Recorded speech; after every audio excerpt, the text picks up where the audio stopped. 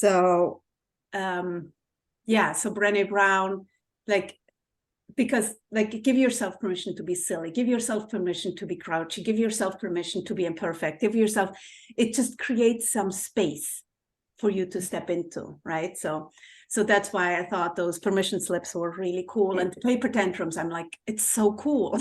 Just like, give yourself permission to be grouchy, you know? And well, apart from being playful, right? So welcome. We have a very, very, very full class. This class kept me awake many nights. And I'm quite excited to see where we end up. Lots of, hopefully deep and cool stuff. But as always, let's just start with a centering exercise. So why don't you just close your eyes, take a deep breath, and allow yourself to just settle into yourself. Beautiful, precious, amazing, extraordinary, unique you. Lots of big words. See if you can get a little closer to embracing them.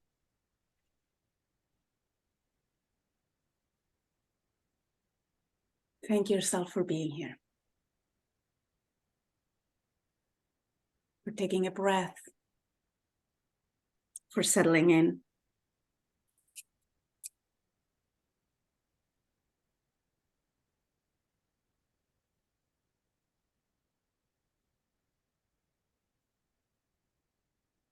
And just fill yourself up. I'm going to say fill yourself up with love.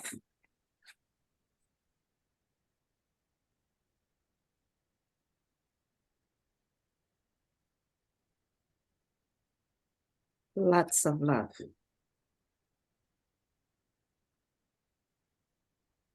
It's right there for you. It's waiting for you to grasp it. It's your birthright, actually.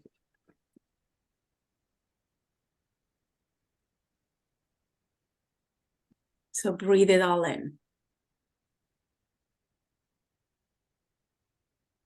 And as you do, you might feel yourself soften.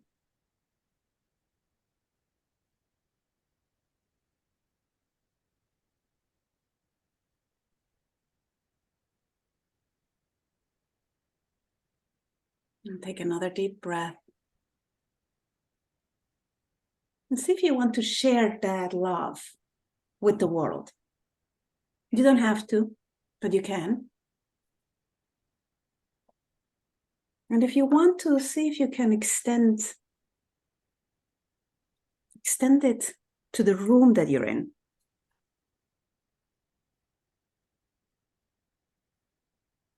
To your house. To your town or city. The image I get is like a magic fairy jumping from one head to the next, spreading, spreading joy and love.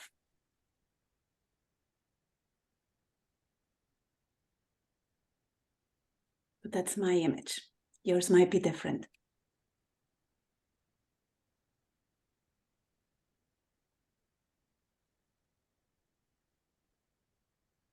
And just keep expanding until you get to that place where the three of us meet.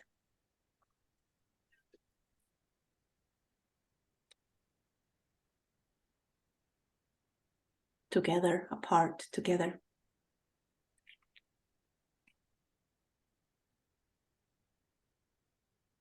And see if you can feel and sense us.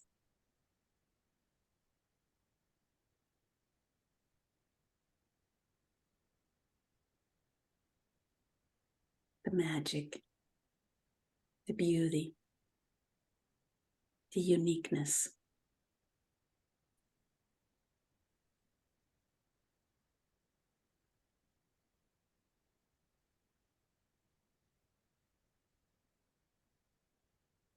And see if you can settle into that, like a big embrace, like a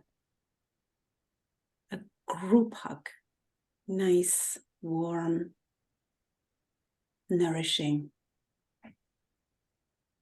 sweet.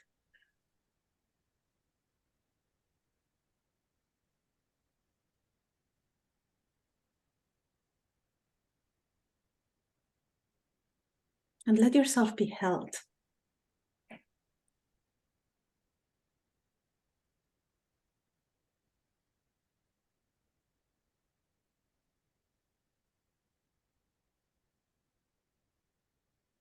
Let yourself be held in that space.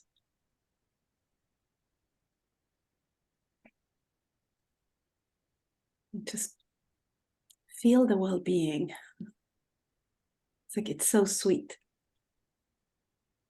so precious.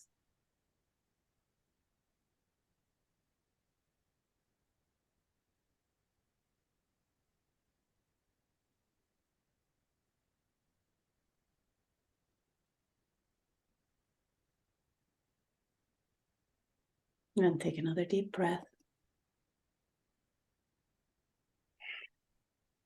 And with that sense of well-being, maybe contentment even, allow yourself to come back to your house, back to your room, back to your chair, to your body. And when you're ready, open your eyes.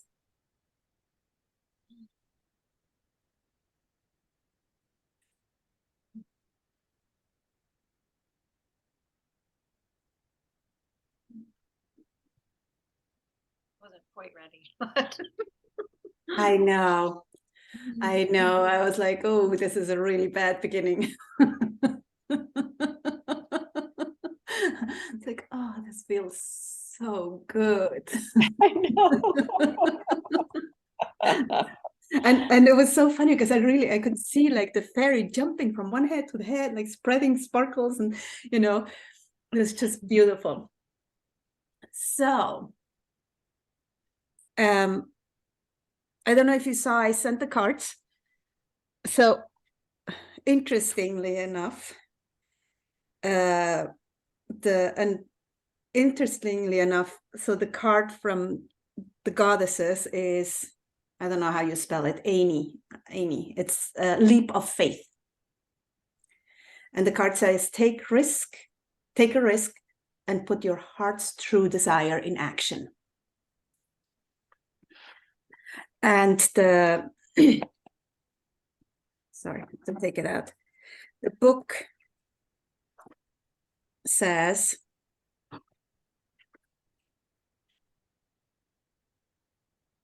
the message is procrastinating about your dreams won't make them go away.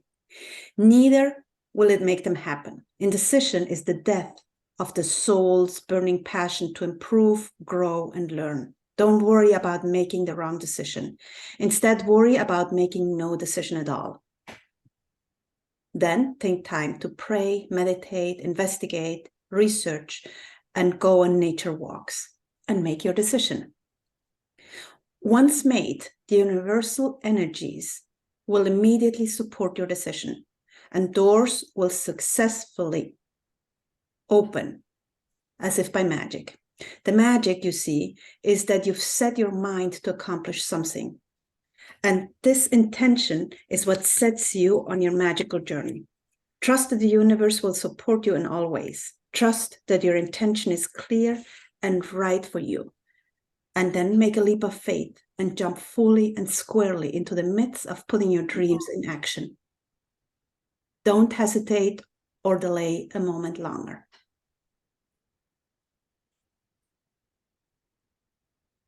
So I'm like, ooh, can you feel it?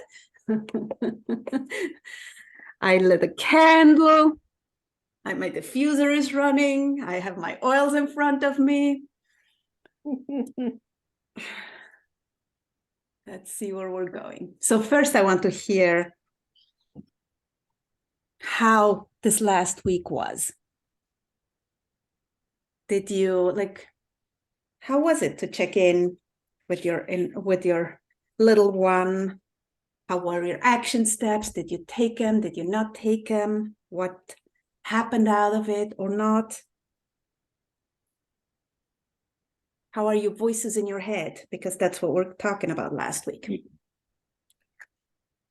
What do you want to share? I mean, I'll go if Go ahead. Colleen looks like are you still? Yeah, it was actually amazing because I realized that my dip in the afternoon is really a physical dip. I mean, I'm tired. I get up early. By 3 o'clock, I just want to take a break. And sometimes I push myself through that. So having that cup of tea in the afternoon really was fabulous. And I also took like cat naps. And I got clarity on a couple of things. One was that I really want to simplify my life. And that means my surroundings too. Because after accumulating stuff for a lifetime, you've got a lot of crap around, right? So I actually said, okay, one of my good friends' daughter is starting a business in organizing. So I called Nicole, and she's going to come over and she's going to do all the things that I've wanted to do. Clear out the basement, help me with that. Clear out the closet, organize the second pantry, and then also clean up my computer messes. Like I have, what do I do with all the excess emails and stuff? I feel really good because there's no timeline, which is what I didn't want. Nicole, I'm helping her start a business and she's really good at it. And I like her. She's fun. So that afternoon stuff was great. Yeah. Yay. And then as far as a little girl, when people were asking me, how are you feeling? I would say, like Nicole, like you said, Colleen, oh, everything's fine. It's good. Everything's fine. And I just said, I feel like shit. I mean, I can't do anything with my right arm. I can't cut anything. That's really driving me crazy. But I feel fine. But I'm getting an attitude about this now. That was good. So that was great too. Those two things made it a good week. So Colleen, thank you for reminding me how that little. That is so powerful. Yeah. And so inspiring. Yeah. Yeah, I'm so excited for you. I feel like the simplifying, not only are you looking at clearing your clutter in a completely different way, but you've brought in somebody that can make the experience pleasurable and cut the responsibility or the duty in half. And like you said, you're helping her start a bit. Like, it just is amazing. That's so exciting. I wish that Nicole could come stay with me and help me with I was like, I want that too. So maybe I'll hire her when you're done. No, she's a dear friend. She's a cancer survivor, and she's been through a lot, and she's just she's great. So I'm excited about that. She's a young, she's still young. She's only in her 40s. So yeah. So this is good. She can take a trip on the road. Yeah. Okay, I'll tell her that. I have a spare room for her to stay in if she needs. So do I. Yeah. I mean, I've only had a personal organizer before, just to get rid of, when I close a business, just to get rid of what I did need to keep. And that was good, but it was very business-like, this won't be business-like. This will have a lot of laughter to it. Like, why do you want to keep this crap, Susan? And it's important because I know Colleen cleaned out, helped her mom clean out some space, and it's part of your life, right? It's like,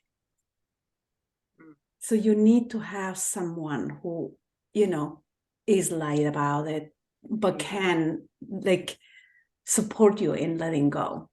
Yeah. Beautiful. Yeah. Awesome. Big strides. Big strides. I'm like, I'm so excited. Okay, the course, we can finish the course here. Thank you very much. This is it.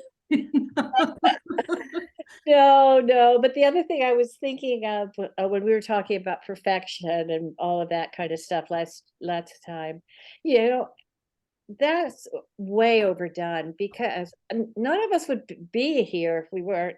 I mean, we're all supposed to be working on stuff, right? And it's never going to end. We're never going to get there. So I don't know why there's so much emphasis on it. That's a good question. A lot of comparison, I think, and mostly self generated, I would say, you know, but there ain't no such thing as perfection, so it just feels more like a societal, it feels male. Feels very male, and it feels like a societal thing. And advertising doesn't help. It's a huge amount of advertising is out there. And we're going to talk a little bit about that today. As you know, like if you look at little children, they could not, you know, like when they're little, they just live in their own world, right? Yeah. And so it's a learned behavior. It is. And it feels very masculine because you have to compete. Yes. You have to compete. It feels very feminine to me. It doesn't feel masculine. I can see where it doesn't feel flowy like feminine, but it feels more female than feminine to me. That's a difference. Yeah. It feels harder like masculine, but it doesn't feel male. It feels female. So maybe it's the masculine female that creates that container for us to perpetuate it, really, to yeah. Well, if you look at Allison's work, she would tell you, you know, you kind of have to compete for the guy because otherwise you're going to be left to die, right? it's instinct in a way, right? It's in our DNA. Interesting question. Interesting question. Yeah. So for me, it's hard to believe that it's already Wednesday again because I don't know how the week went by that fast because literally it did. So when I was looking at my notebook today, because it's the first time I've looked at it since last Wednesday, I wouldn't say that I took all my action steps, but I did do some, because of course this is always the way. Like when you put the intention out there, it just occurs without even you trying sometimes. Like I took 2 baths this week, and I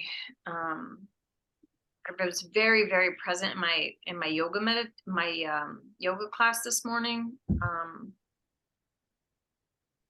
Just like really claiming that I was doing this in nurture of myself. Like it's not a have to, and just like, yeah, that I'm caring for my body. It's not like, and it's one of the things I had written down on what I know I'm committed to, is those 2 yoga classes. It's only 2 yoga classes, but it's like good start. Like I'm like celebrating that instead of being like it's only. So,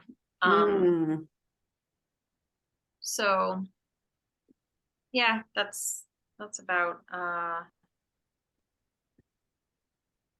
The no electronics in my bedroom. I actually didn't do every night, but I did do some nights. Didn't do the mirror thing where I had to look at myself in the mirror. So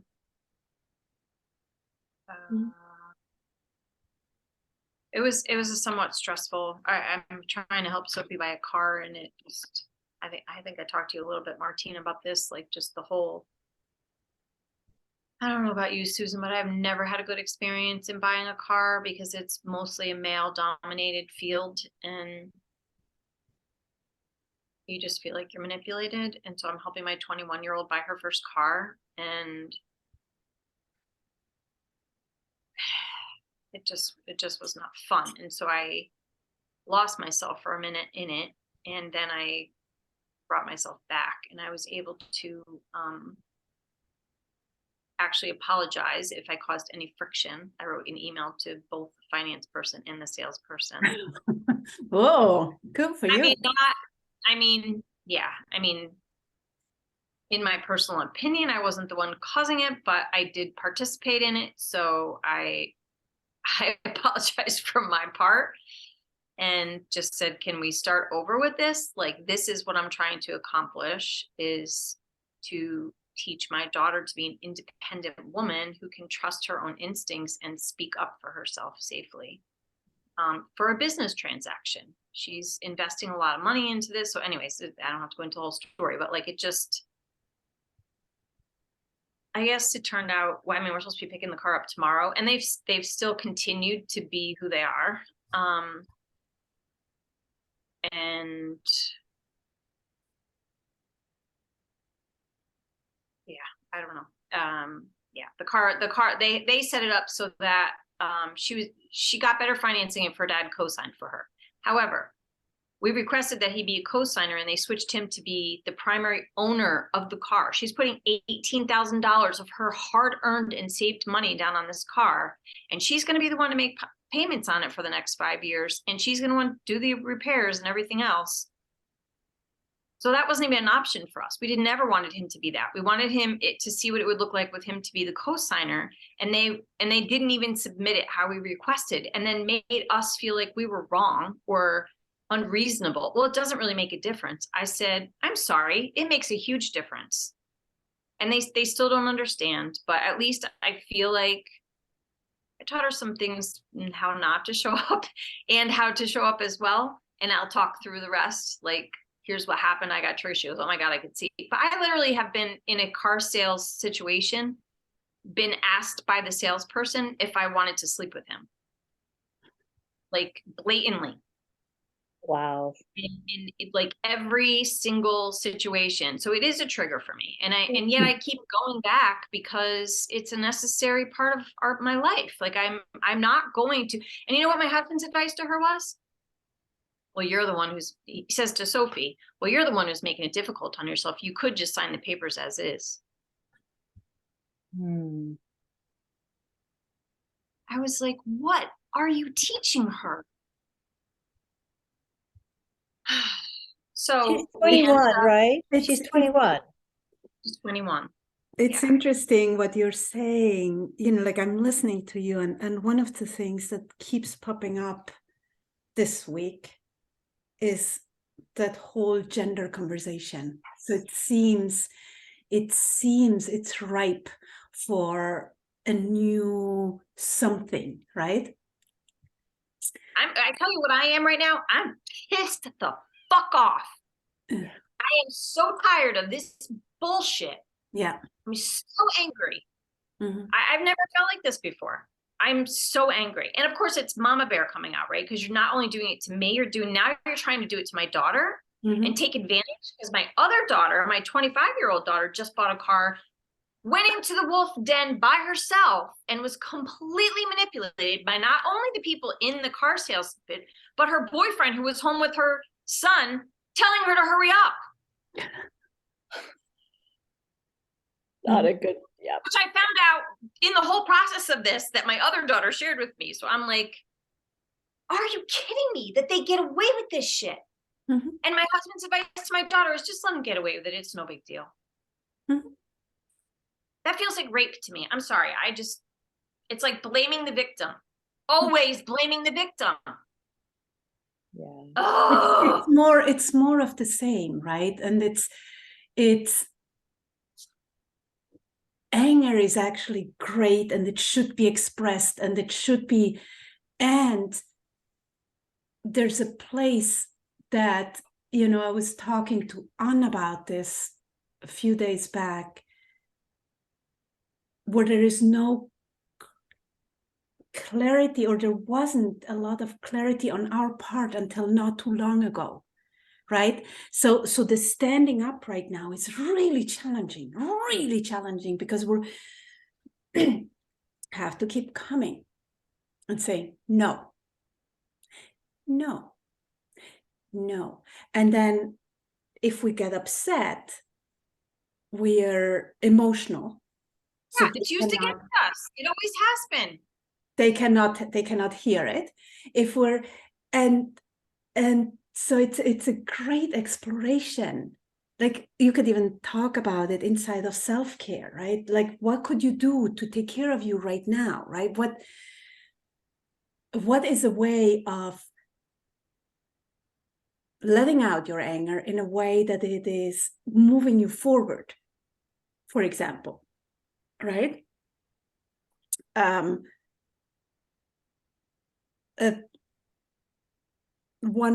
One woman that is in a group with me, she said that, you know, she works at this place and there's these boys who just make comments and kind of look down at her, and she's 35 or something like that, right? And it's like, yeah, it's exactly the same thing. So she goes, talks to her boss, and her boss says, oh, that makes me really upset.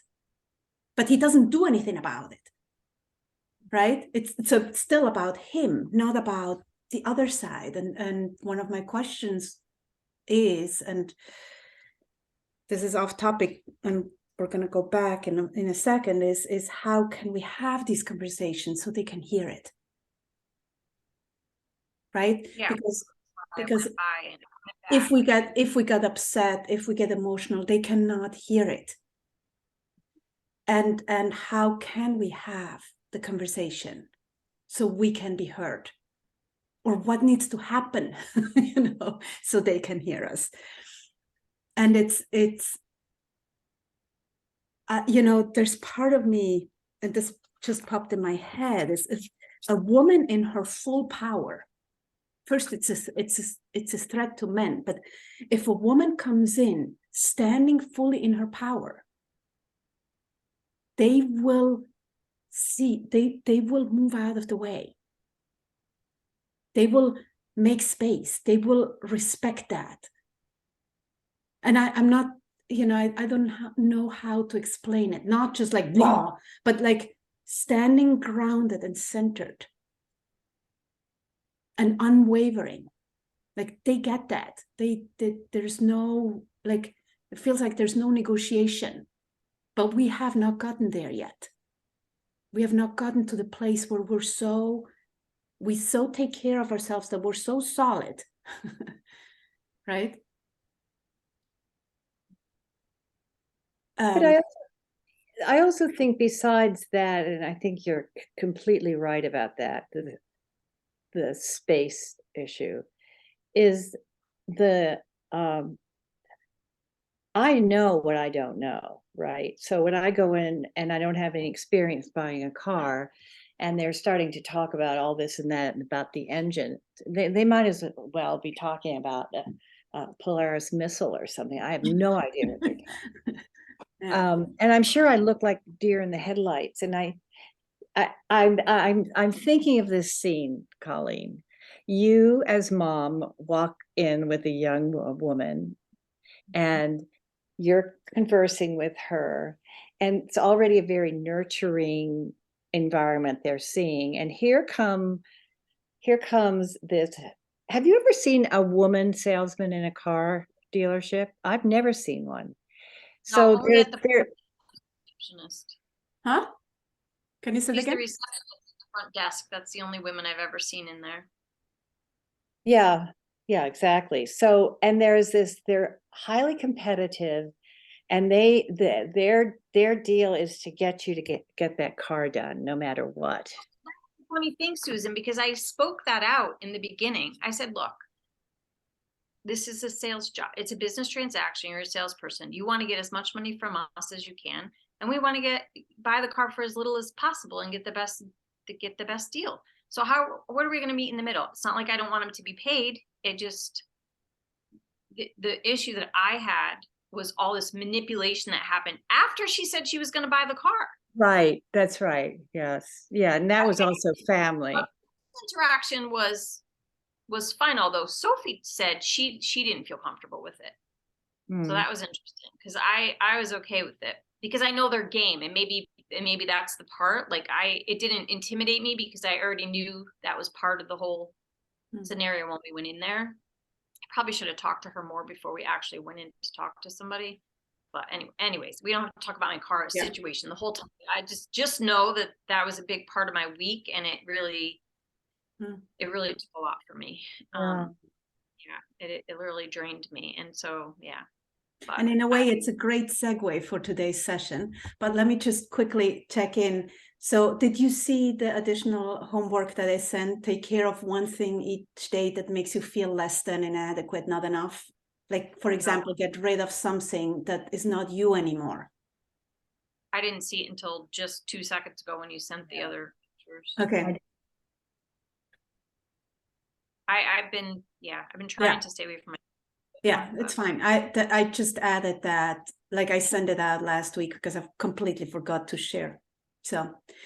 So today we're going to talk about, because that's part of what came up last week, and because it feels like the right thing to do, about giving and receiving and asking for what you need.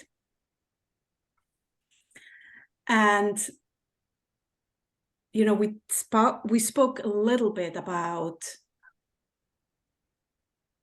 overgiving.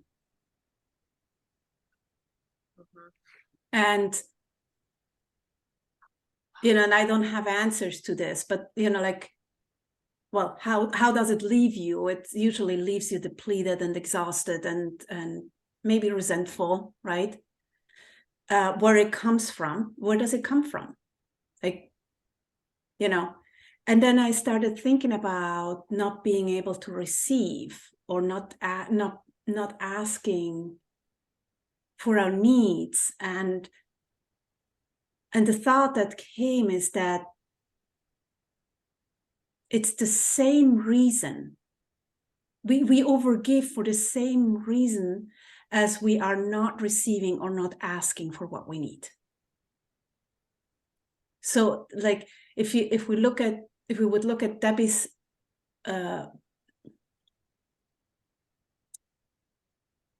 wording, it would be the underlying commitment is the same.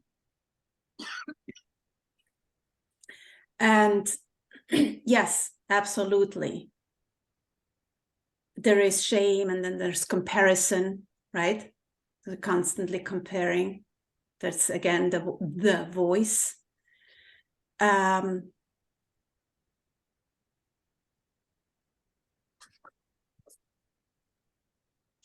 and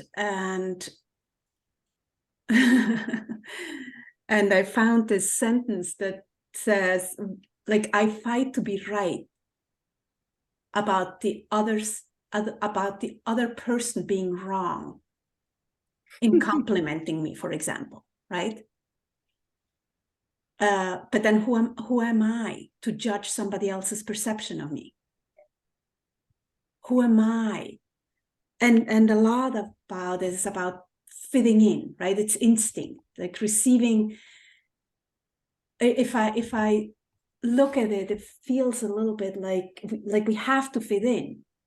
So receiving, immediately it goes into that definition of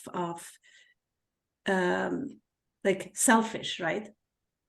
It's like entitled. It's often a very fine line. And then I was listening to Abraham this morning, and Abraham says that approval makes us feel good. So we want to start doing things for others so we get more approval. And the more approval we get, we feel good. And then we do some more to please others. And then, and this is my part that came in, and then at some point, we mix that up with worthiness. We believe that approval is, I'm going to say, almost like a replacement for our worthiness. And Abraham says at that point, we give up guidance from within because we're trying to please. And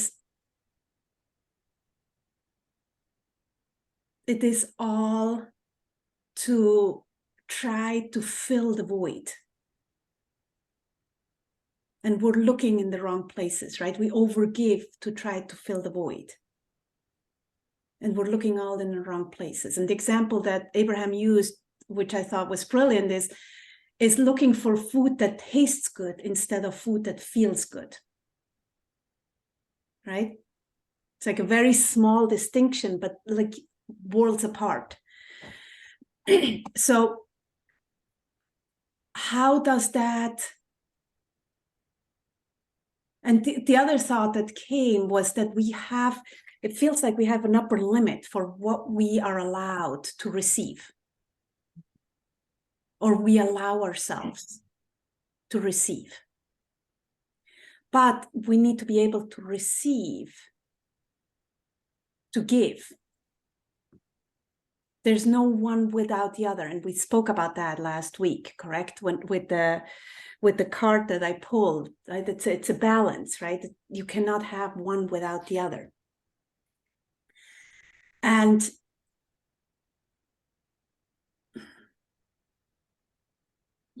receiving, we could look at the definition, but that's not really important. I believe that it's more at, like, receiving is like a muscle. If you don't use it, you lose it. So it's something that we need to practice. And the thought that came was almost like the claiming the moment. Can we claim the moment when we receive? Can we celebrate it?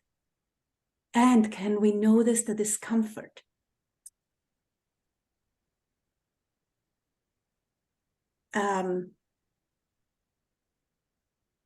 And it could be in practice giving yourself compliments, practice giving yourself time, practice giving yourself love, practicing consciously receiving it. Now, then my thoughts went in a different place, and I'm just tossing tons of information to you right now, okay? This is like the 1 a.m. thing. Receiving is your birthright.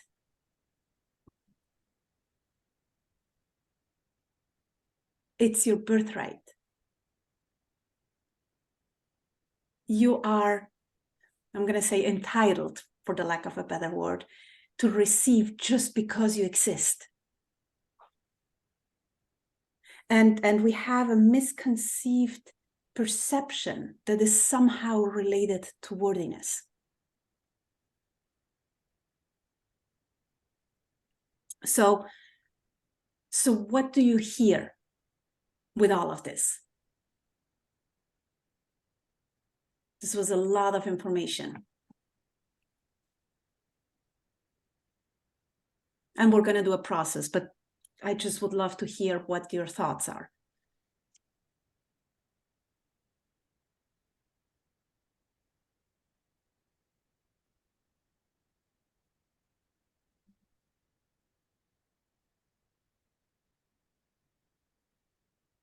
I mean, I can relate to the upper limits on what'll allow myself to receive, even based on income, because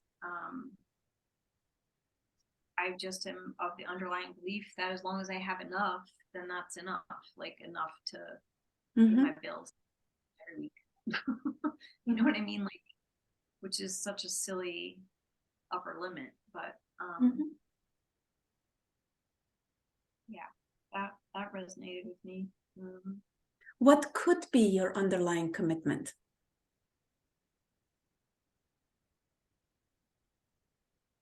And you can close your eyes and take a breath and see if the same reason you're overgiving is the reason why you're not allowing yourself to receive.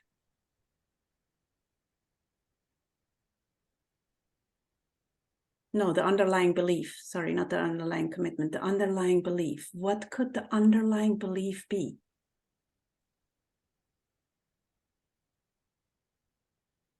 Why do you have to overgive? And why won't you allow yourself to fully receive?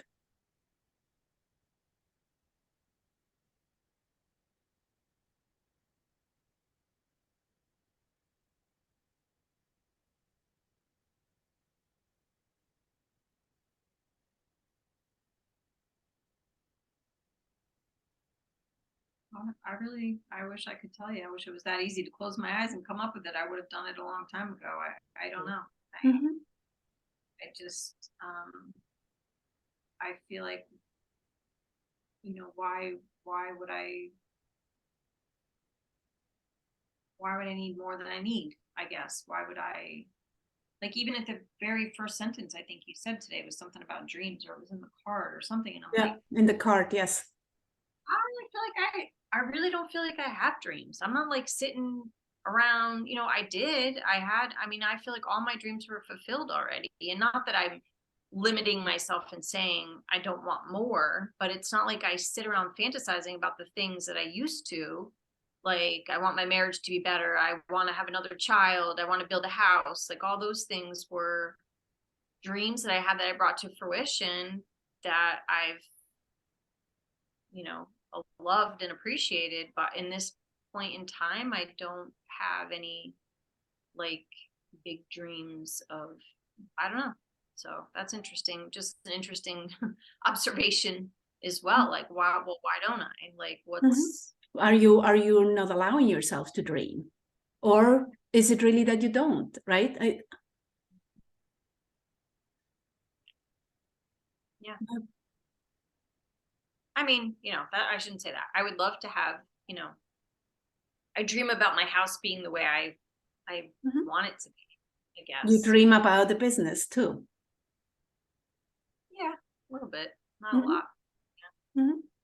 It's not, but it's not like it completes me. It's not like I feel like if I don't do this, something's going to be missing. That's not the type of dream like it is to have a child, or when we were building our home, and I don't know, it just feels different. So it's like, yeah, if it happens, it happens. If it doesn't, I'm going to be fine. And I don't know if that just comes with maturity, or if it's some sort of resignation in me. I'm not really sure what that is. I'd have to explore it more. But yeah.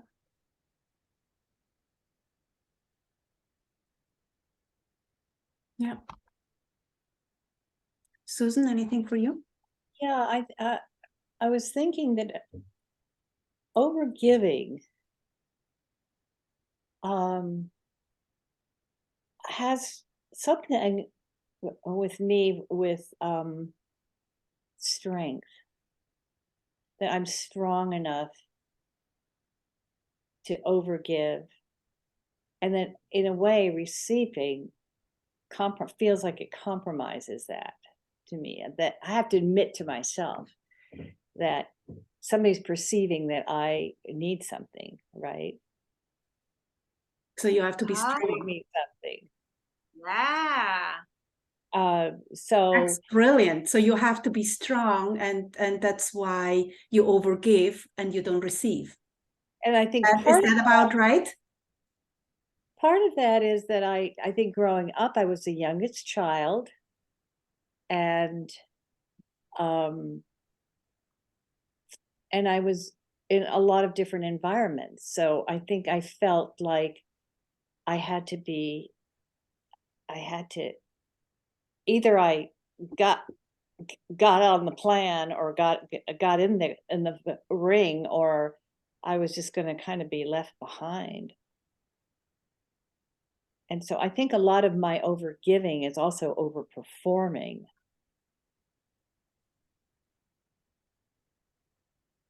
The word that comes is it might make you deserving of your place on earth. Yeah. Yeah. Like without it, it's almost like you're nothing. Not that you're nothing, but Yeah. I mean, when you and I started working together, Martina, I did not really have a grasp about, it's just okay to exist as you are. You don't have to have the business. You don't have to have whatever else is in your life. You can just exist. It was like, oh, really? I mean, I remember, and I remember how you struggled with it. yeah. Yeah. It's still there, but it's not nearly as powerful. Yeah.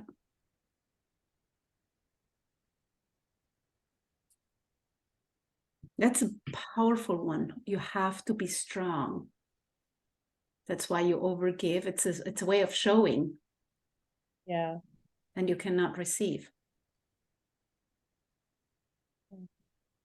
And I believe that as moms, we have some version of that. I don't think anybody ever demonstrated that was it. I think it's just something in my little pea brain that got planted.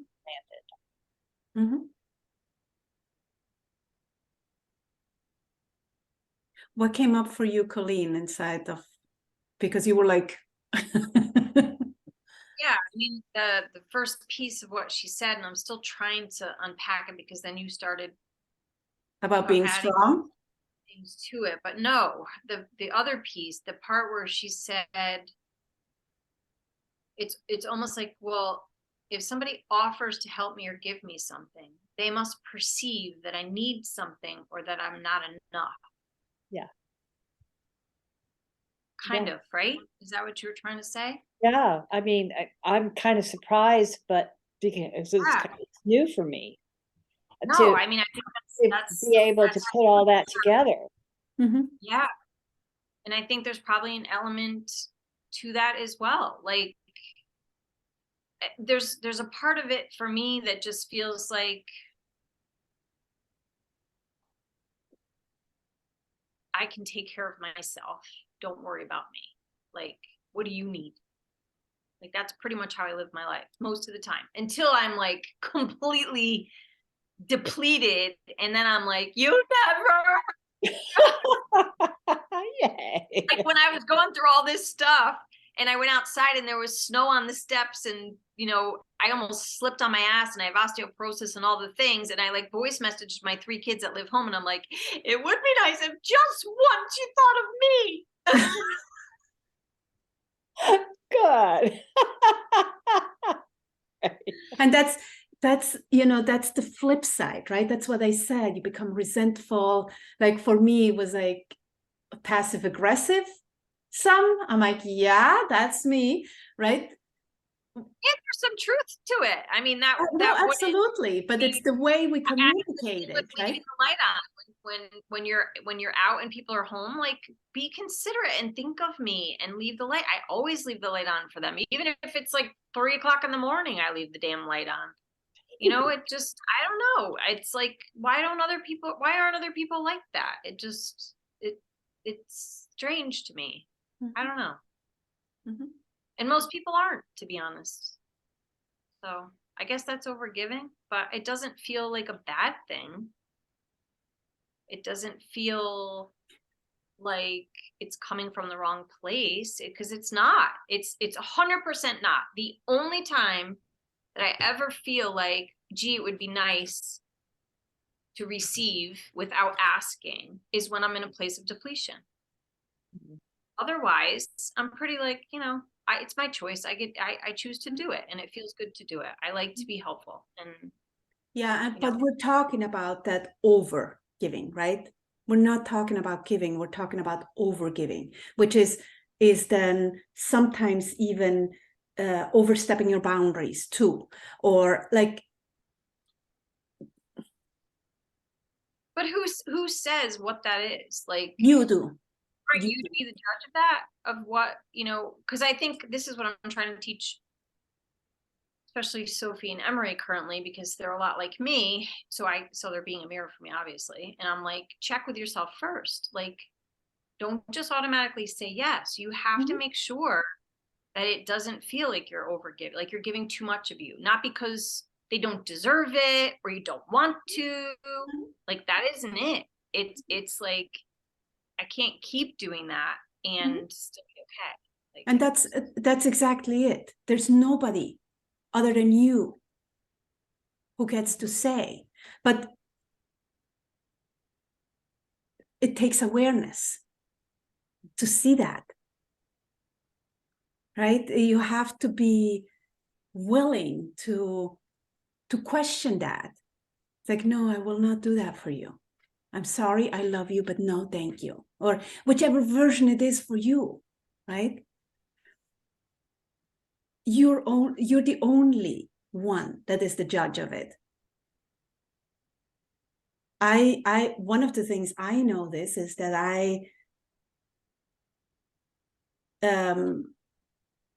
so I've not been sleeping too well, and still I get up, like I wait, I prepare dinner, instead of saying, you know what, 6 p.m. bye-bye, you're on your own, good luck, right? And so I'm observing, because that's an overgiving. It's at the place where I'm like, I'm not hungry, I don't care about being social right now, I don't, you know. So the only judge is me, you know, it's not over there. And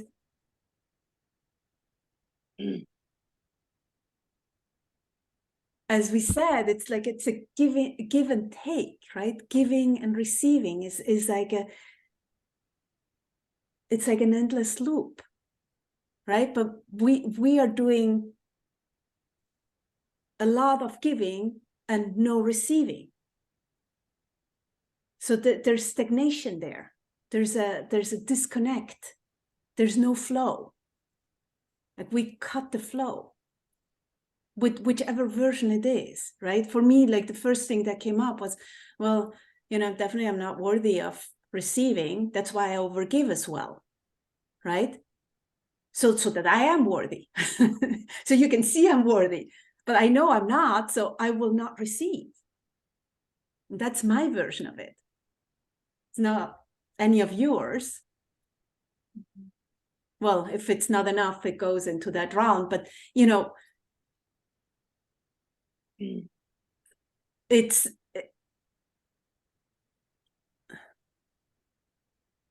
we're causing stagnation, right? And not putting judgment on it, but we're just kind of disrupting the flow.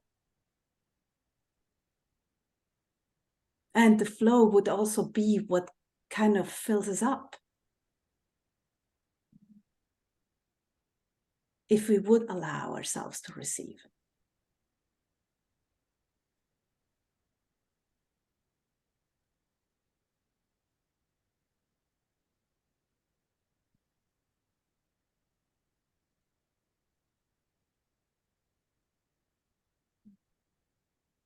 And if we get to really look at that belief that is there,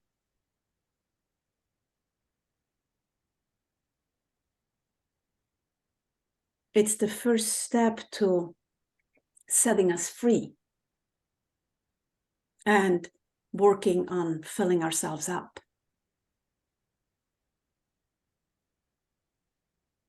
Taking care of precious, divine me.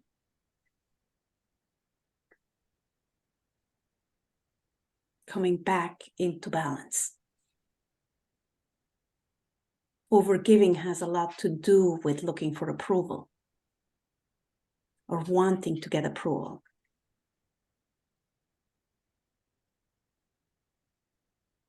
But what's the cost of it?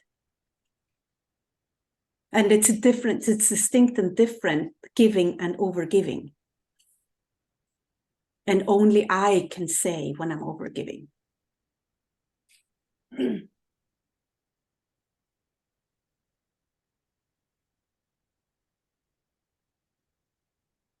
Questions, comments?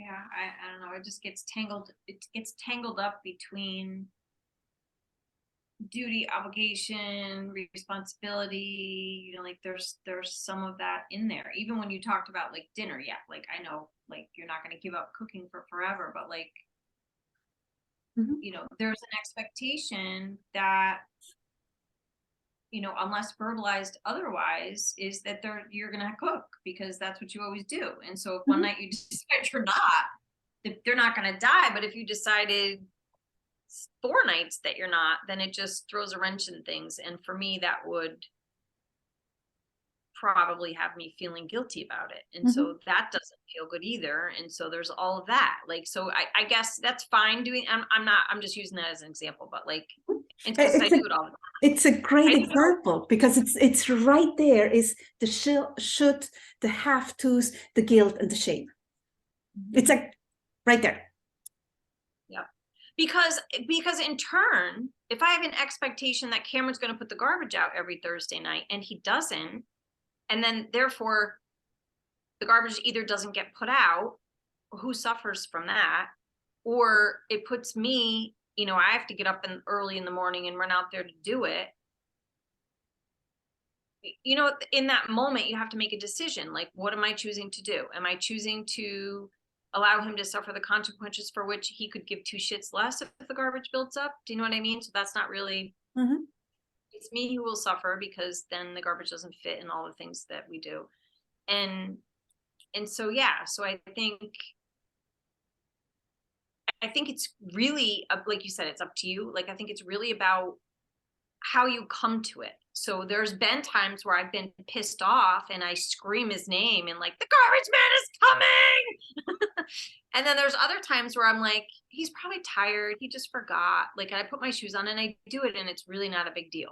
You know what I mean? So it depends on where you're standing. Like, how much capacity do you have?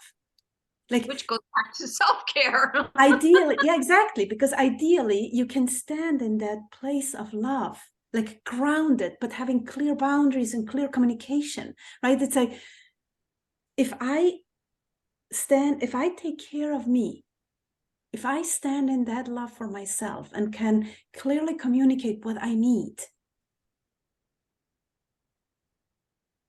it creates a completely different space, right? But most of the times, particularly with our children, we go to this place of, again, but not just with our children, you know, with our spouses, with our, you know, it's like, oh, yeah, again. and then, like you said, Colleen, nobody takes care of me. Poor me. And in a way, it's hilarious, right? If you're standing on the outside and looking at it, yeah, totally. It's hilarious. I was talking to my coach yesterday, and my bratty self is just having a field day right now. She's just really out there. It's like, nope, forget about it. We're not going to do it. No. Let them generate, you know, whatever. And I know that the person that is being harmed is me, you know. But right now, she's not ready to give up. So I'm just gonna let her play for a little longer. I'm like, okay, she's gonna throw a hissy fit for a little longer. Okay, I know I'm gonna come out on the other side eventually, you know. But for right now, that's where she wants to be. So life's hard. Life's hard. Okay. Can I choose that? Can I choose the bratty and the life hard? Because I cannot have one. I could have one without the other, but that's misery, right? I mean, I was thinking if the expectation is on me, then I don't want to disappoint. Like I think disappoint, that word itself is just Yeah. a big something for me anyway. Coming back to the approval piece. And you learned very early on. This is the card. Hang on one second. I'm sorry. So did I, right? I also think that In a way, so did you. You had to fit in. You had to adapt. You had to constantly be adapting, fitting in. You know. and I think something also in the ritual of when you move to a new place, because I know you've done this, Martina, you're starting from scratch again, right? You're building, and then you get to a certain point, and then you have to go do it again. So I think I'm not even good. What I'm not good at is even registering for myself when I'm starting to feel put upon or whatever. I dismiss it. I'm not even aware of it. I don't listen to my body. I don't think about it. I just barge forward. And then I get to the point of I need to just stop and register what's going on. But you don't need to. You want to. Yeah. And that's a beautiful insight, a very powerful insight.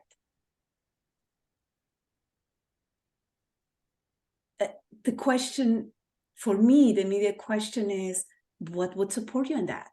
Like, what structure or what practice do you need to put in place to support you in listening? And I'm going to stop it right here, and we're going to take a 5-minute break, and we can continue. And I actually want to do an internal process that is partly download.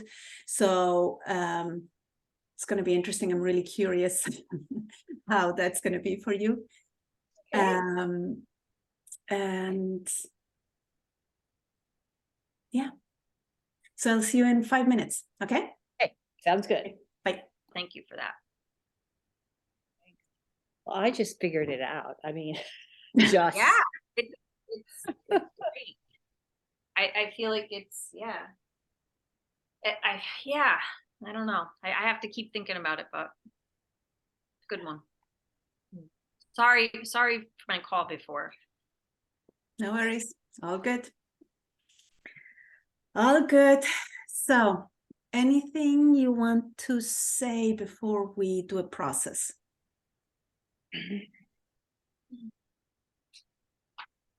Any other insights, anything you want to share, any questions you have?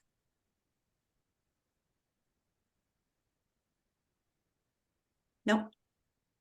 Okay. So why don't you just close your eyes, make yourself comfortable.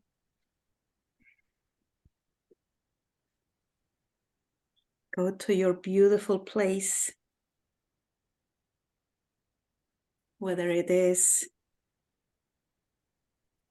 in nature, in a kitchen, wherever it is for you, your beautiful place where you feel so safe,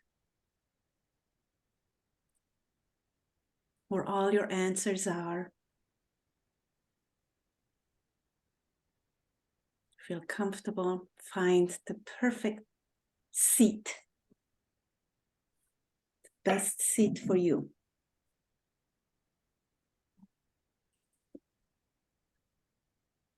And allow yourself to be here for a moment.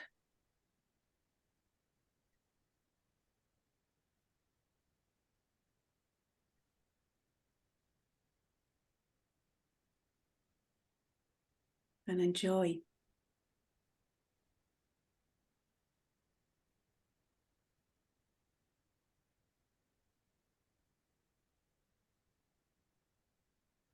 And then take another breath and look, what makes you overgive?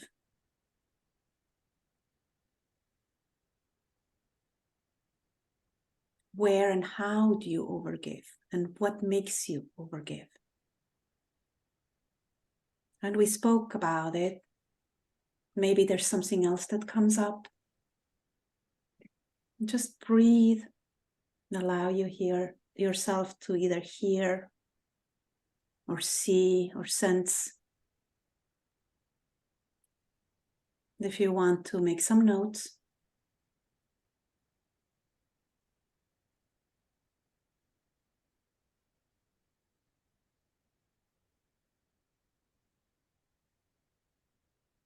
and then take a deep breath and settle back down.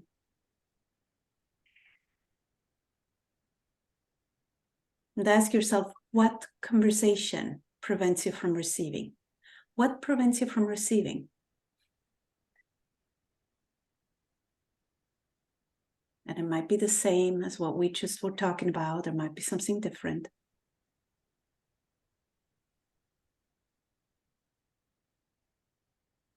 Breathe and listen. And if nothing comes up, don't worry.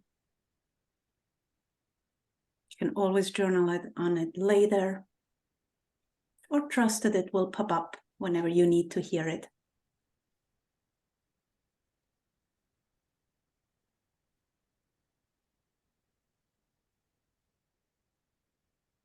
And then take another deep breath and ask yourself, how is it when I don't ask for what I need?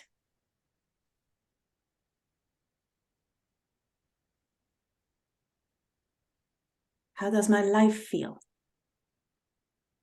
How's my well-being if I don't ask for what I need?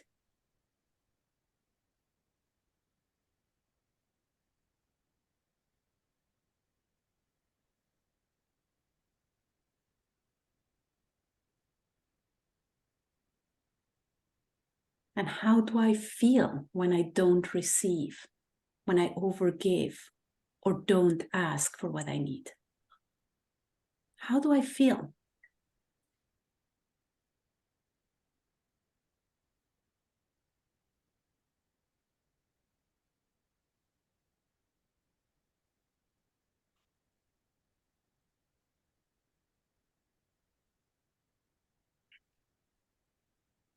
And take another deep breath, settle back in. Know that you're in a safe place. There's no right or wrong answers. And let's revisit that conversation. If underneath there of the overgiving, receiving, not receiving, and not asking for your needs was the same belief, what would that belief be? Not worthy. You have to be strong. Not enough.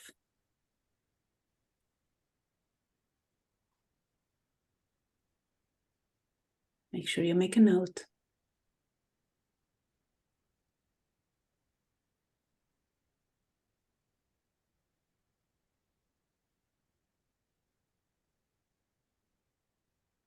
And then take another deep breath.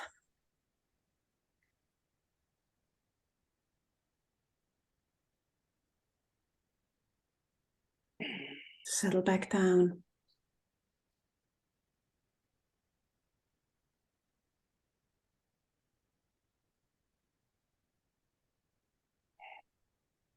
And I'm going to share with you an insight that I had. So I'm going to invite you to look for the worthy part of you. That's the part of you that is firmly tethered in source. The part of you that is source. that knows your worth. And the image that I got is that it feels like the size of an egg, and it's very hard, very contained. And it lives somewhere in the solar plexus area. Or maybe for you, it lives somewhere else.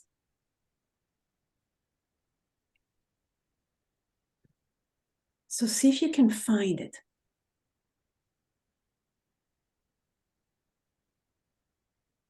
And see if with your intention, you can make little cracks in it. It might be challenging, might be quite challenging to do that. It's very well closed off, very guarded, very protected. As if from fear that someone could take it away. Or maybe it's protected and guarded from life experience by observing grown-ups in your life.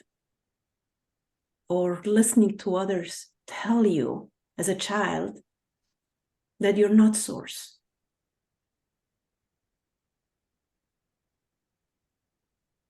You're not that. We recognize it in small children. They have not locked it away yet.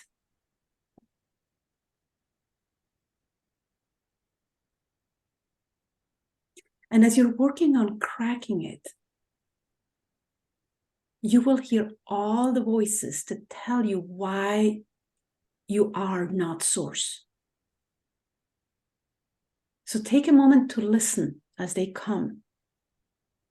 Just listen to those voices. Why you're not worthy, why you're not divine, why you're not precious. Listen. And as you listen, imagine those thoughts being like stones. And imagine putting them into a river to be washed clean. You don't need them anymore.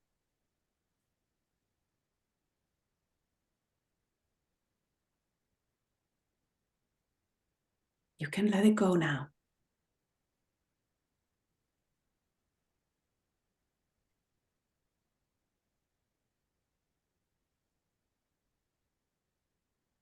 And as you do crack that divine or source part of you and manage to poke little holes in it, you will see light pouring out. Just go as slow or as fast as you need to. But just keep bringing your attention and intention to it. The light that comes out of it is so bright that it's almost blinding.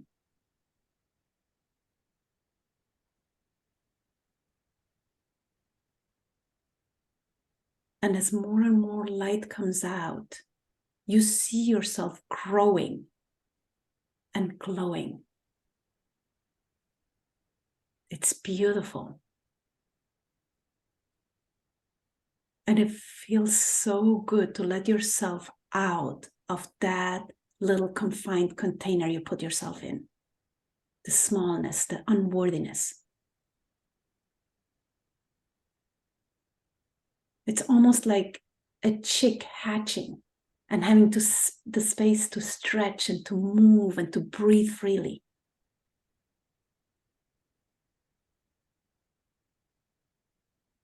So stay there in that space and bask in who you really are.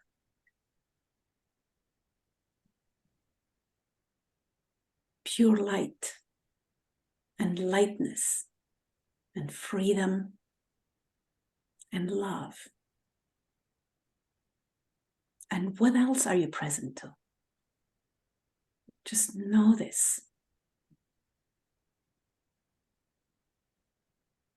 You are source. You are divine. What does that feel like?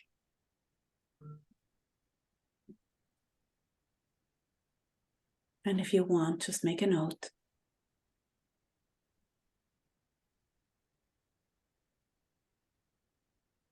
Radiating, powerful.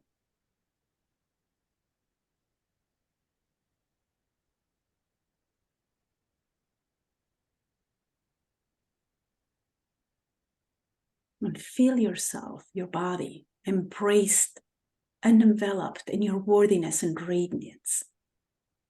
It's almost like a warm, soft blanket. This is you.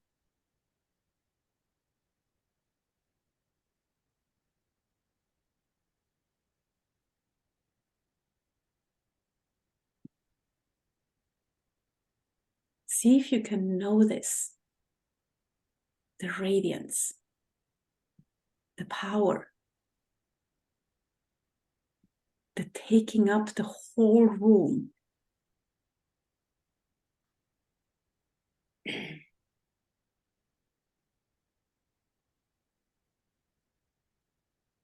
just allow yourself to be there and bask in that. You are light.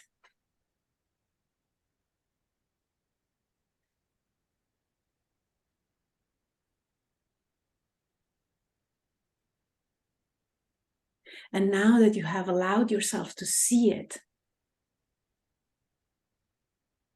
it will never go away. You can never go back to not see it. But you might need practice remembering.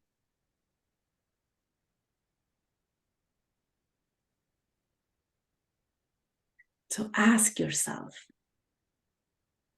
how can you remember this? How can you remember who you really are?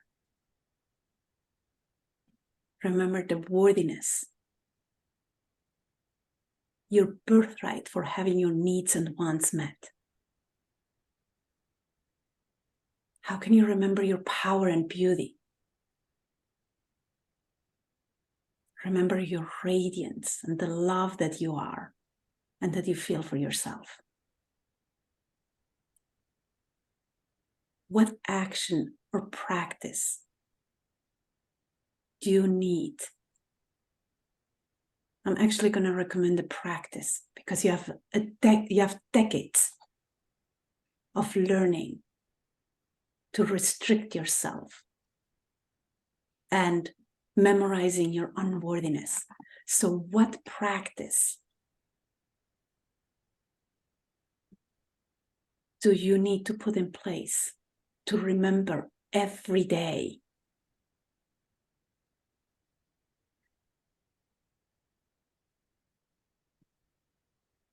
how big and radiant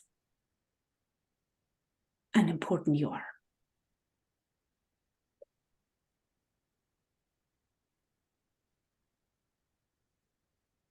Then take another deep breath.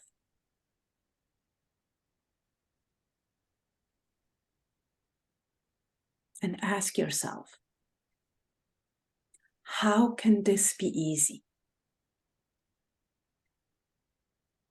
How can remembering who you are be easy? How can receiving be easy?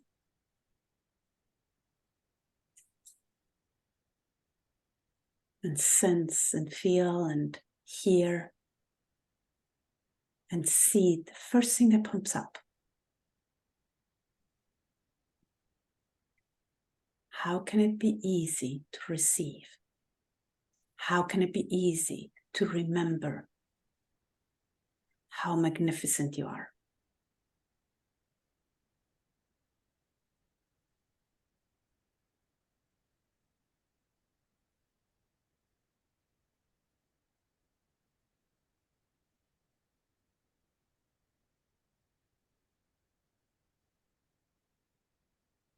And then take another deep breath. And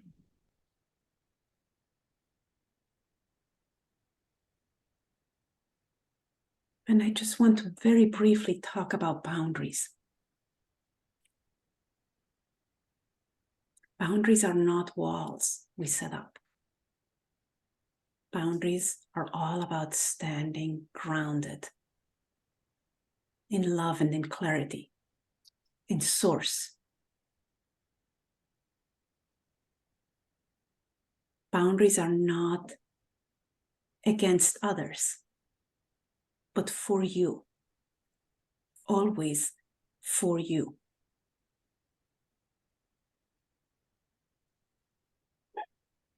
And we compromise them because we're afraid of the consequences of enforcing them.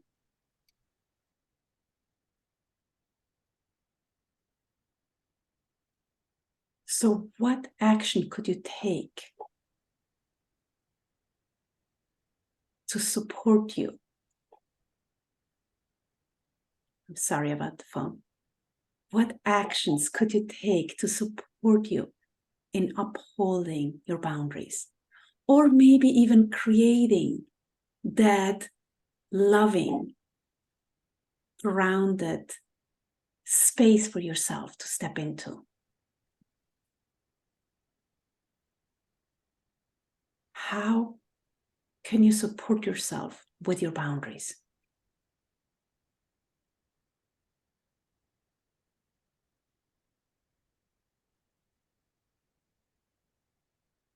What do you need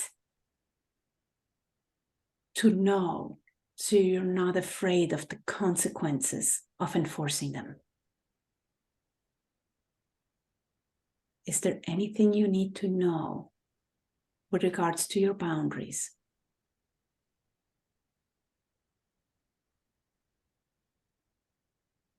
To let go of the fear of the consequence of enforcing them. And as you get the answer, just write it down.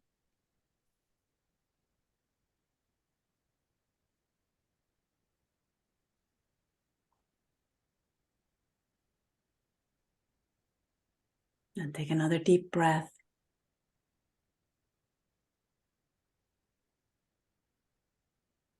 Become present again of your radiant, beautiful, powerful self that you are. This is you.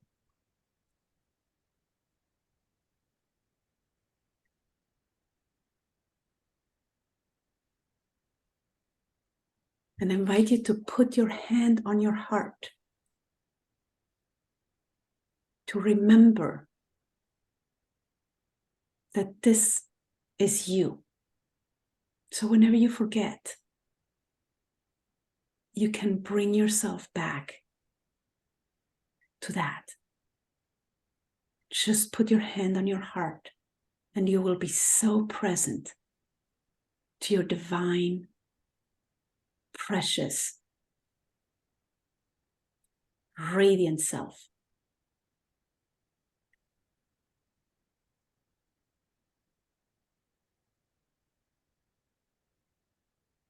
And take another breath and thank yourself for having taken this time.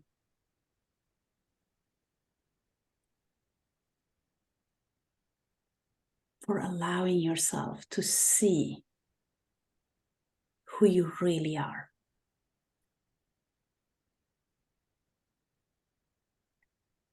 And then when you're ready, open your eyes. Come on back. Take any notes that you need to.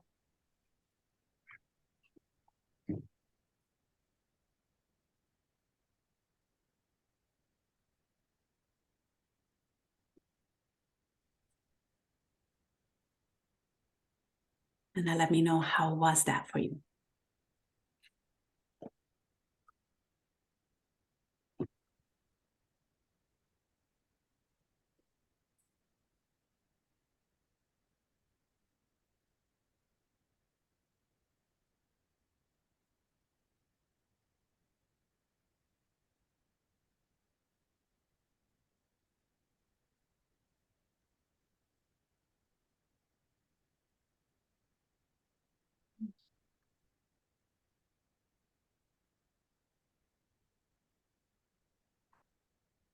One of my action steps is to re-listen to it and do it again because I Me too. Mhm.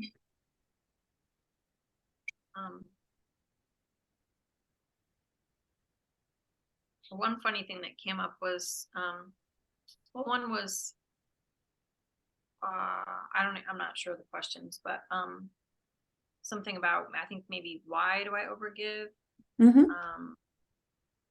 And one is to express my love, and then then my reasoning mind is like, well, yeah, that's one of my love languages. Like that's, acts of service is a love language for me. So it's very wrapped up in giving, for the other, to make sure that the other person feels loved.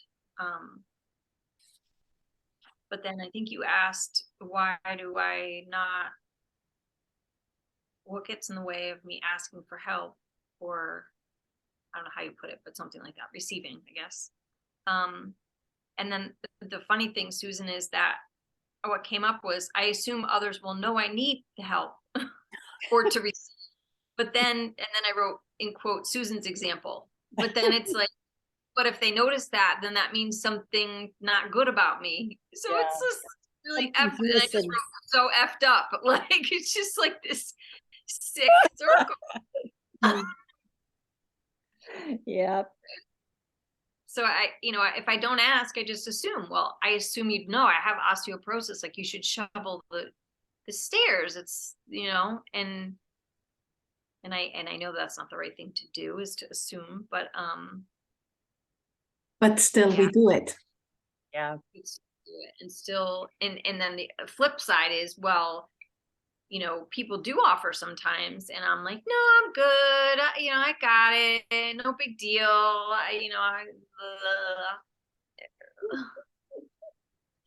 Invincible.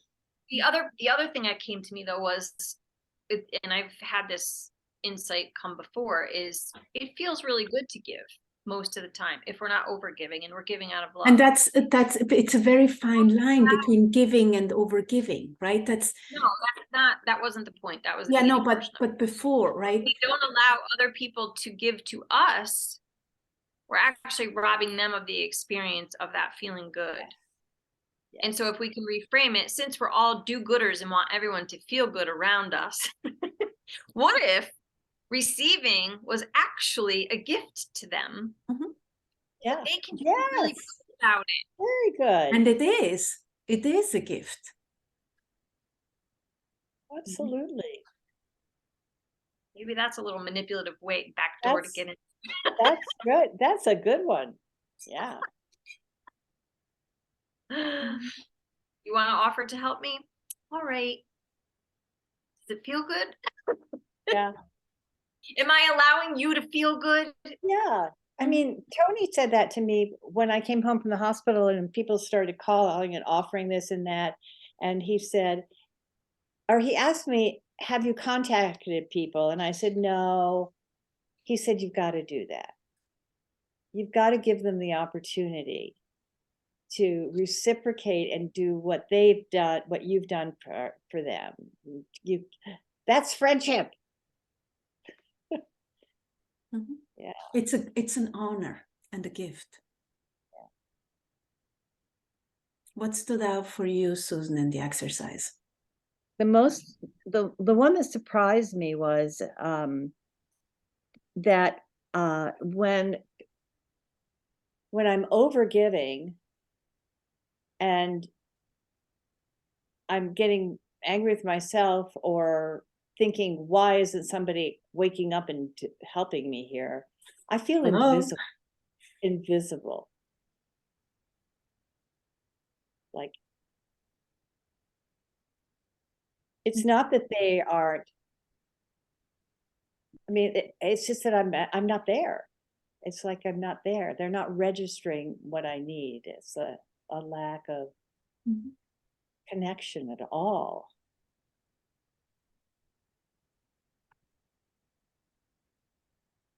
How powerful.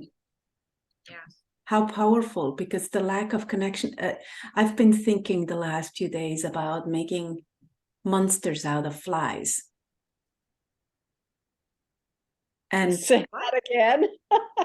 Making monsters out of flies.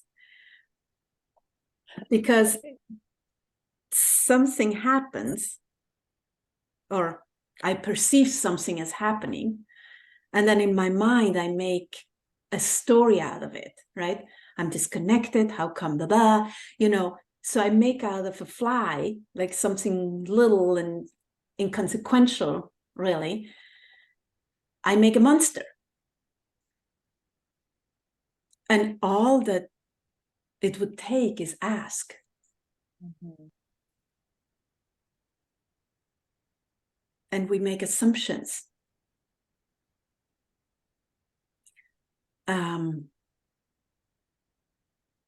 How was that?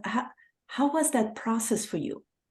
Like getting to that, it was so clear. The image was like, it's an egg, and it's so hard, and but that's where we trapped our soul in. It was between an egg and the seed. And I was like, oh, a seed is really, really small. But for many of us, it is a seed. It's not an egg. And it's hard. We're protecting it, but at the same time, if we're not letting it out, we're not really living. We're still staying in that space of,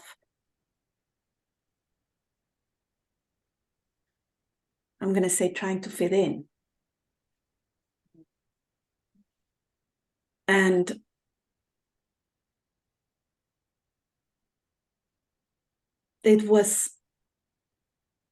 we've trapped ourselves in that little thing. Yes, we have this whole body and we move around and we have some consciousness of whatever, but where our source lives, where we as source live within us, is so well protected, so guarded, so that there's no way it can come out, but nothing can get in either. And in a way, it's where our worthiness lives, where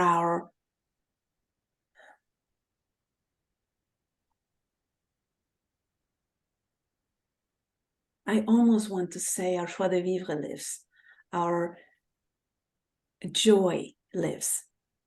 And we have it so tempered down and contained because we've been told, because we're afraid somebody will, take it away. But nobody can take it away because it's our birthright. It's who we are. We are source.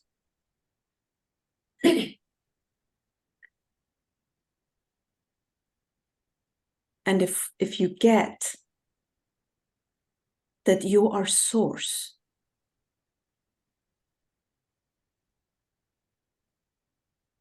and you're worthy, automatically the giving and receiving will come into balance.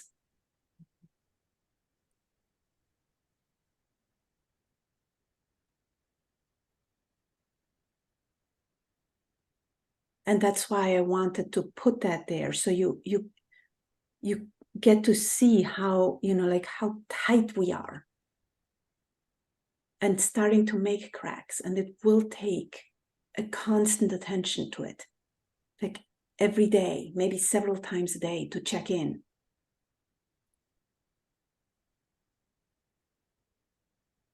So we can remember, we can create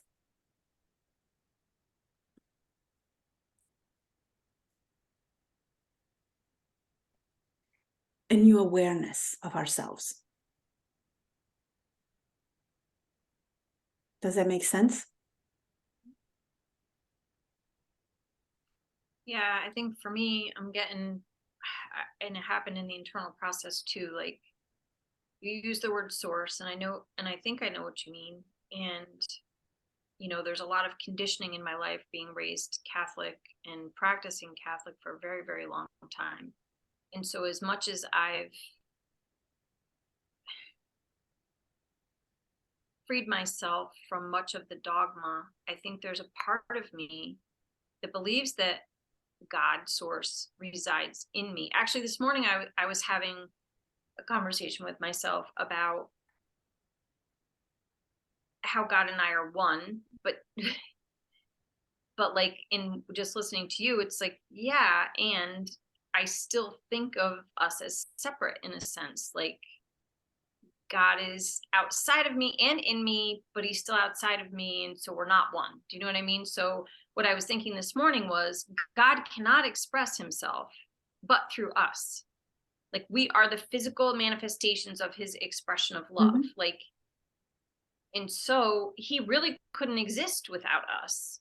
Mhm. And so therefore he put in Catholicism, they talk about, you know, Jesus's resurrection and him leaving us with the Holy Spirit, which resides within you. That's always been my belief. Like that was, I don't go into the history of religion in the Old Testament or whatever, Mhm. but like that's just what I go with. Like okay, that's how that happened. Mhm.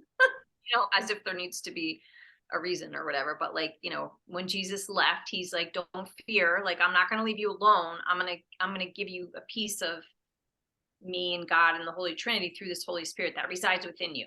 And then I'm gonna go back with my Father. And so therefore that's how God can be omnipresent. He can be everywhere at all the time. He can hear everything at all the time, because literally there's pieces of God in everyone. And Mhm. yet what I realized was like, I'm still thinking we're somewhat separate. Like there's this like conflicting thing. Like I know we're one, but it feels separate. Like it feels not separate. It feels like I only have a piece of God in me. I'm not like all of God in me. Do you know what I mean? I don't know. So that's what came up for me. But and so when you It's talk a, about it's a I'm great first, insight. It is. yeah, when you use the words like I am source, then it's I'm not 100% willing to let go of parts of my old belief system, I guess, or something. I don't know. So yeah. It's awesome insight. Mhm. Awesome insight.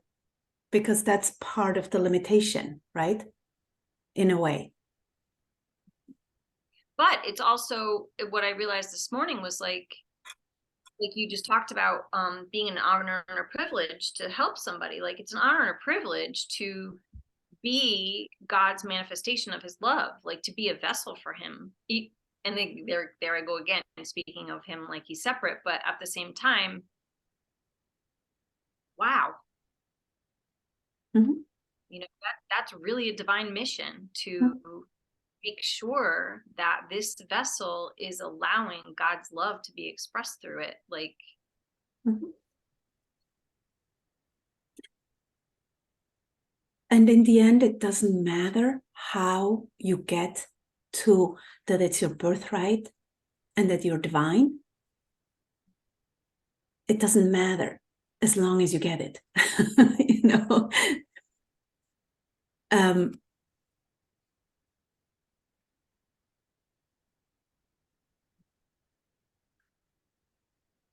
Because if you're a vessel, you are divine. You're a divine vessel. So you're worthy of everything and anything. And I'm listening to you and I'm thinking, wow, okay, so there's plenty of limitations we put upon ourselves to uphold that conversation that we're not enough, or not worthy, or, you know, like if God's out there, like if God's out there and not in me, and this is my thoughts, then God's definitely more worthy than I am.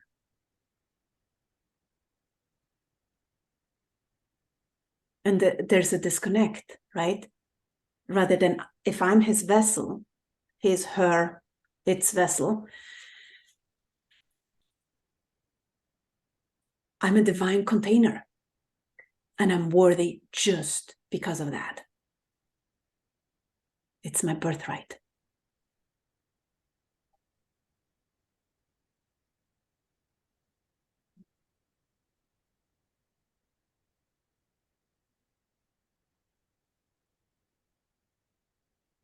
What about you, Susan? Well, I was thinking about how I had my first big shift 20 years ago was what listening to Marianne Williamson, and I'd been raised Episcopalian, not very strictly at all, but I always thought, okay, that's up there. The God's there. He's directing me, setting examples. I'm supposed to be teaching, learning from the divine thing. And she talks about we are like waves in the ocean. And is it stars in this universe? Yeah. But the waves in the ocean really made sense to me because, they're all different. Sometimes it's stormy, sometimes it's calm, sometimes.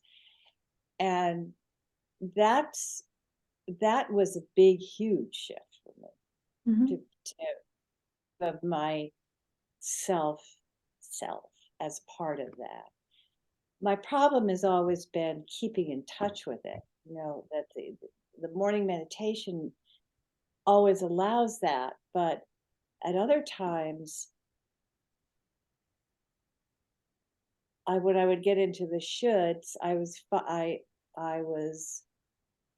not, it wasn't serving me at all. So my practice has really been to try, and that's why the afternoon quiet time is really valuable. But I want to be able to touch base with that all the time. That's why I said we need something to remember. We like a constant reminder, because we've trained ourselves for decades in the other thought. And sometimes I want a solution, or somebody is asking me for a solution, and I can't think it through. I have to think it. I have to be exposed to it in a different way now. I'm waiting for some mysterious things to happen, because that's been the pattern. Mm-hmm. So I'm trying to teach myself a lot more patience about put it out there and just see what happens, Mm-hmm. and to trust that. So I'm not giving people advice as much as I used to.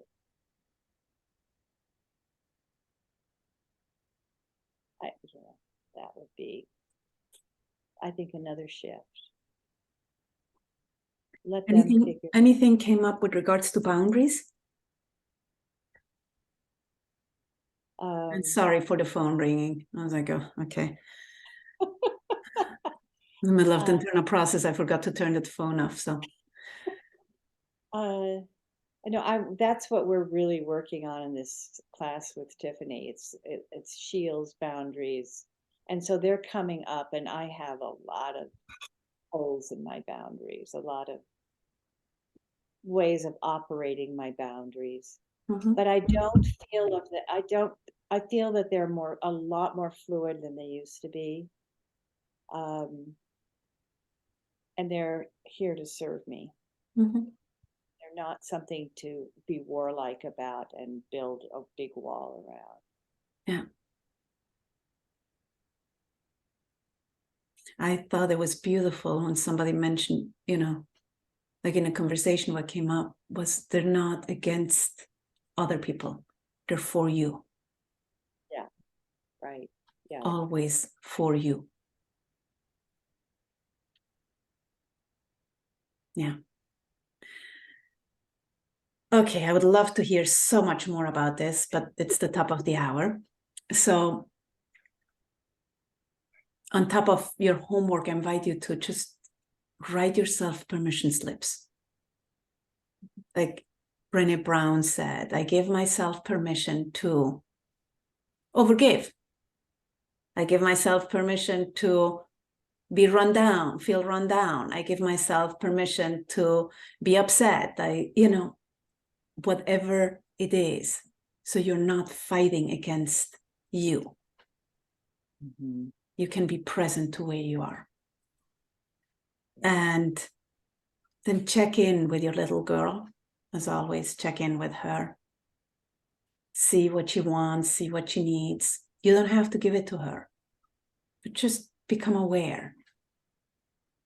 like you were saying, Susan, at the beginning, or in between, like becoming aware of where you overstep, becoming aware so you can then choose something different. Mhm. Yeah. And then last but not least, put whatever you need to put in place to remember who you truly are, that you're worthy, that you're powerful. I don't know if you need to tell yourself in the mirror whenever you go to the bathroom, or if you need to wear a piece of jewelry, or if you need to put a sticky note. Just remember that you're divine, precious, radiant, worthy. It's your birthright just for being here. It's part of your package just for being here.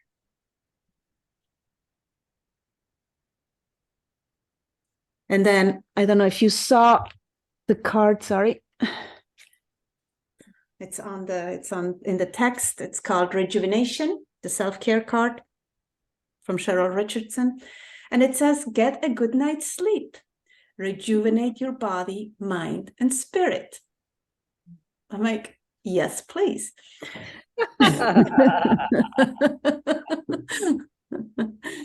Oh. Next week, I will be away.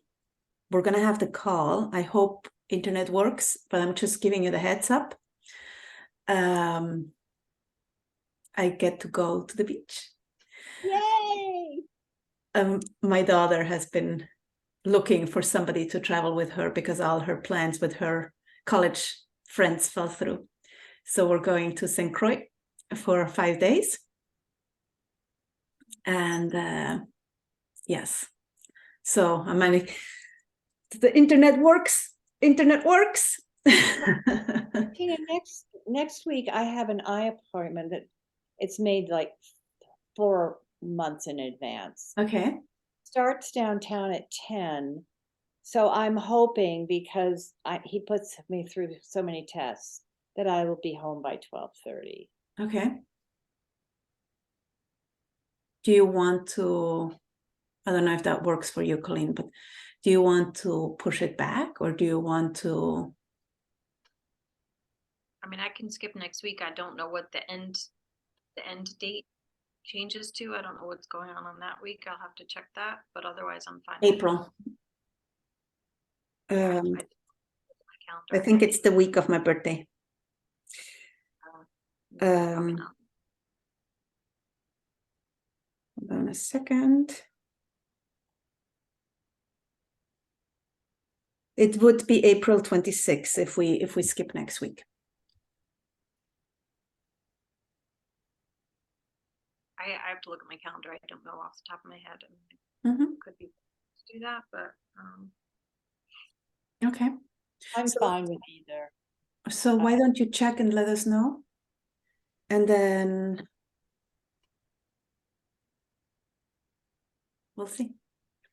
You get 2 weeks to practice your radiance. That would be so cool. I feel like it's kind of crappy for you to have to, you're only there 5 days too, to All good. hours out of the middle of the afternoon to take away from. I don't do much in the middle of the afternoon anyway. I do my early morning walks, and I do my afternoon walks, and then in between, I'm not the one to lay on the beach. So Serena bought 6 books. And I'm like, oh yeah, you have big plans. So, so I guess we're going to spend a lot of time reading and hanging. Serena is the youngest one? No, she's the second one. College one. So I think that's really cool that she invited you to come for her spring break with her mom. Yeah. I think it's, it's beautiful. She's really become quite extraordinary. And she was always the one that, gave me the run for the money. So,